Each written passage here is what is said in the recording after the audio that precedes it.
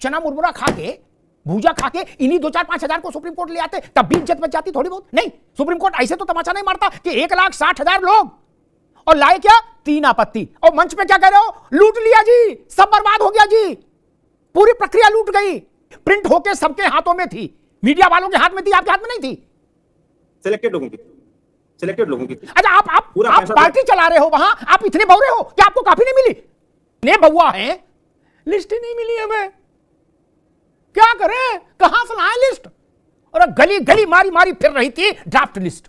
नमस्कार दोस्तों, मैं अमित और आप देख रहे हैं यथार्थ। दोस्तों, अभी हाल ही में सुप्रीम कोर्ट की फटकार के बाद विपक्ष की हालत पतली हो चुकी है। उनका वही हाल है कि करें तो करें क्या और बोलें तो बोलें क्या, क्योंकि जितने भी नैरेटिव विपक्ष ला रहा है उसके काउंटर अटैक में सारा का सारा भांडा फोड़ जा रहा है। किसी को पैसे देकर तो किसी को बैला फुसलाकर अपनी मीटिंग में लाते हैं और झूठ बुलवाते हैं, लेकिन अगले दिन मीडिया उनके घर पहुंच जाती है और सारा का सारा प्रोपेगेंडा फेल हो जाता है। और जब इनके प्रवक्ताओं से न्यूज़ डिबेट में सवाल पूछे जाते हैं तो बगले झाँकने लगते हैं, और जब न्यूज़ एंकर के रूप में अमिताभ अग्निहोत्री हों तो प्रवक्ताओं को पता नहीं क्या हो जाता है। तो दोस्तों, डिबेट बहुत ही इंटरेस्टिंग होने वाली है, तो बने रहिएगा वीडियो के लास्ट तक। और वीडियो पसंद आए तो वीडियो को लाइक करिएगा, चैनल को सब्सक्राइब करिएगा और अपनी राय कमेंट में जरूर बताइएगा। धन्यवाद। जय श्री राम। एक बड़ा बुनियादी प्रश्न है कि जब ड्राफ्ट लिस्ट पब्लिक हुई 1 तारीख को, ठीक, आज तो मेरे ख्याल से 25-26 है, नहीं कितनी है आज, 22, 1 तारीख को पब्लिक हुई।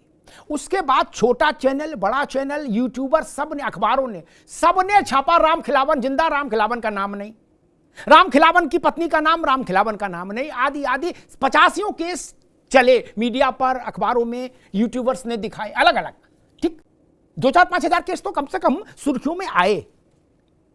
आपके लोग चना मुरमुरा खा के, भूजा खा के इन्हीं 2-4-5 हजार को सुप्रीम कोर्ट ले आते, तब भी इज्जत बच जाती थोड़ी बहुत। नहीं, सुप्रीम कोर्ट ऐसे तो तमाचा नहीं मारता कि 1,60,000 लोग, और लाए क्या 3 आपत्ति, और मंच पे क्या कह रहे हो, लूट लिया जी, सब बर्बाद हो गया जी, पूरी प्रक्रिया लूट गई। तब आयोग तब सुप्रीम कोर्ट ये नहीं बोल पाता। अगर आपने 10,000 आपत्तियां भी जाहिर कर दी होती, ये आपत्तियां हमने चलाई, दूसरे चैनलों ने चलाई, यूट्यूबर्स ने चलाई, अखबारों में छपी, आपके बीएलए वो आपत्तियां भी लेके नहीं जा पाए। ये कैसे आप बात कह सकते हो कि किसी को पता ही नहीं था, नाम कट गया? जब वोटर लिस्ट की ड्राफ्ट लिस्ट आ गई मित्र, तो सबको पता लग गया किसका नाम है और किसका नहीं है। अशोक जी, चुनाव आयोग ने जी machine readable voter list format को छुपाया और उसकी स्कैन्ड कॉपी अपनी वेबसाइट पर लगाया।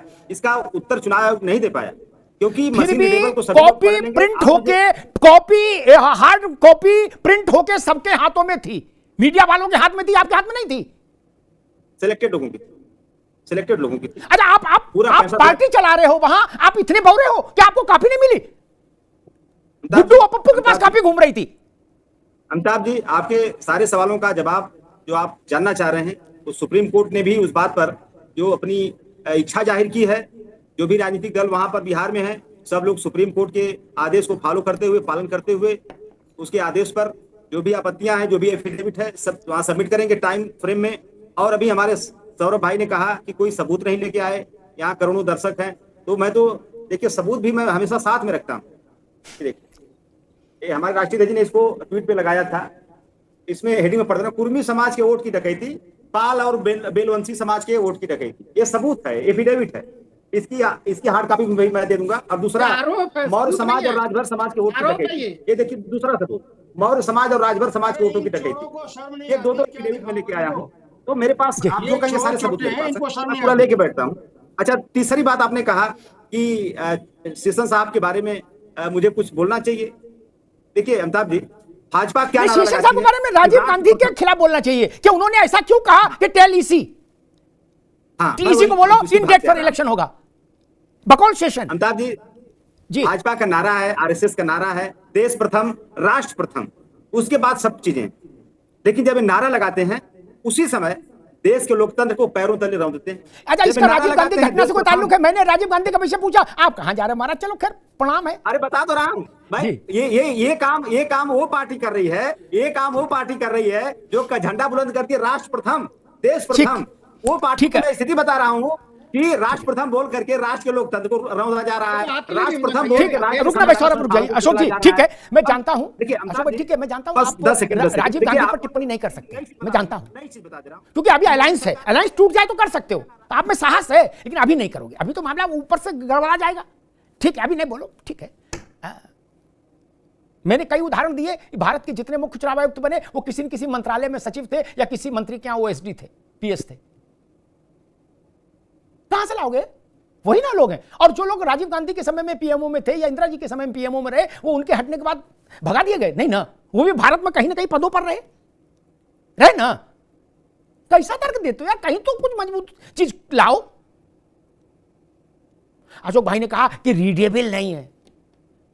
आप लोग तो अभी जवान हो, 70 साल के बूढ़े मैंने देखे यूट्यूबर्स को पूरी लिस्ट दिखा रहे, बोले भैया यहां देखो ये रामकली का नाम लिखा है और श्यामकली का नहीं लिखा। उनके पास लिस्ट थी।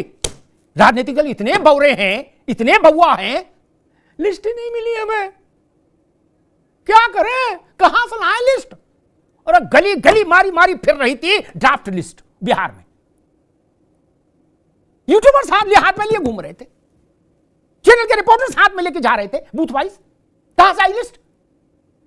अच्छा बना दिया माहौल, बोले लिस्ट ही नहीं है, लिस्ट ही नहीं आई। मुन्ना खान साहब, जिस हलफनामे से आप इतना चिढ़ रहे थे, मुंह का स्वाद आपका कसैला होता था हलफनामे कहा सुन के। सुप्रीम कोर्ट ने कहा 8 तारीख को हाजिर होना जब फिजिकली, तो हलफनामे के साथ आना होगा। यह नहीं चलेगा कि मैं एक ही बार शपथ लेता हूं लोकसभा में या राज्यसभा में। मुन्ना भाई, मान लो ये कोई और कहता तो लानत बलानत हो जाती है आपके द्वारा उसकी। अब सुप्रीम कोर्ट की तो लानत बलानत नहीं हो सकती, वहां तो लेके जाना पड़ेगा। अमिताभ जी, आप एक चीज की तो मैं आपकी तारीफ करूंगा। आप बात करते करते राजीव गांधी, इंदिरा गांधी, पंडित जवाहरलाल नेहरू तक जाते हो, लेकिन आजादी के दौरान आप नहीं जाते। नेहरू जी आपने राजीव गांधी की बात नहीं, राजीव गांधी और नेहरू बराबर है क्या? नेहरू जी और राजीव गांधी बराबर नहीं है भाई, वो रिश्तेदार हो सकते हैं, वो बराबर थोड़ी हो सकते। क्यों गुस्सा करते हो? अब मैं क्यों गुस्सा करते हो? आप सुन तो लो, बात करते करते आप राजीव गांधी, पंडित जवाहरलाल नेहरू, इंदिरा गांधी चले जाते, लेकिन आजादी के दौरान नहीं जाते, क्योंकि आजादी के दौरान की जो इनकी हरकतें थी, इन चाटुकारों की, इन गुलामों की, इन पेंशन पे पलने वालों की, वो सबको पता है, इसलिए आप नहीं जाते हो, बचाते हो, कोई बात नहीं। देखिए सवाल ये नहीं कि पीछे काल में सरकार ने क्या किया, आज हम कर रहे हैं तो आपको क्यों बुरा लग रहा है?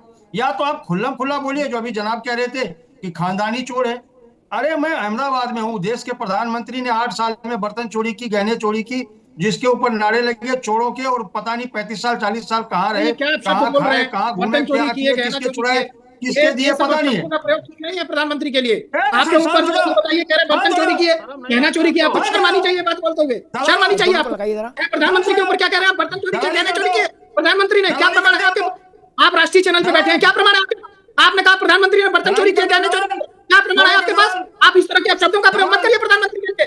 नहीं, आप अगर आपके पास सबूत है इस बात को रखिए, नहीं तो आपके खिलाफ एफआईआर दर्ज हो सकती है। आप कह रहे हैं प्रधानमंत्री चोर है, आप प्रधानमंत्री चोर, हाँ प्रधानमंत्री चोर है, सत्य के ऊपर आपके ऊपर दर्ज हो सकती है। आप लोग मैं तो कहता हूँ राहुल गांधी जी का सम्मान करता हूँ, सोनिया गांधी जी का सम्मान करता हूँ, लेकिन इस तरह की जिस तरह की इसका चरित्र दिखाता है, आपका चरित्र दिखाता है, आपके शब्द कितने काले। प्रधानमंत्री के लिए शब्दों का प्रयोग करना राहुल गांधी का सम्मान करता हूँ, लेकिन मैं ऐसे दलाल के दलाल देखिए दलालीगिरी बंद करो और निष्पक्ष बात करो।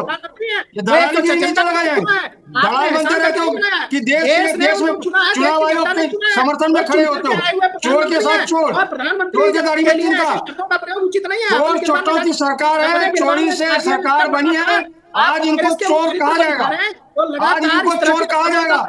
इनके चरित्र को सब जानते हैं, इनके चरित्र को सब जानते हैं। बचपन में क्या किया, जवानी में अयाशी की, बुढ़ापा में क्या कर रहा है, ये कहने समझाने की जरूरत नहीं है, ये अयाशियों को समझाने की जरूरत नहीं है, ये इन अयाशियों को कहने की जरूरत नहीं है।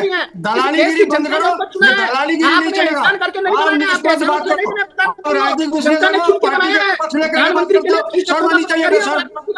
जिन शब्दों का आपने प्रयोग किया, दलालीगिरी बीजेपी के माफी मांगे उन शब्दों के लिए। प्रधानमंत्री के ऊपर इन्होंने कहा बर्तन चोरी करते हैं, माफी मांगे, आपको माफी मांगनी चाहिए। आप कांग्रेस का वो काला चरित्र दिखा रहे हैं, वो लगातार उन पर चाहे वो मौत का सवाल कहा गया प्रधानमंत्री को, और आप लोगों ने जितनी गालियां दी को, मोदी जी को जनता ने उतना ही प्यार दिया है, आप गालियां देंगे जनता उतना ही प्यार देगी। तीसरी बार प्रधानमंत्री के रूप में आपको करारा तमाचा मारा जो प्रधानमंत्री है, सुप्रीम कोर्ट ने करारा तमाचा मारा। आज सुप्रीम कोर्ट ने आपकी बातों पर करारा तमाचा मारा है। ये जी समझ आप डिबेट के अंदर आप शब्दों के अलावा कुछ नहीं प्रयोग कर सकते। आपको चरित्र के अंदर सरकार है, सरकार है, वो चरित्र है, वो सरकार है, और चरित्रहीन है, आपको जनता देख रही है, इसीलिए जनता ने इस बात से आपके प्रधानमंत्री को प्यार दिया। चरित्रहीन है, चरित्रहीन है। अगर दोनों मेहमानों को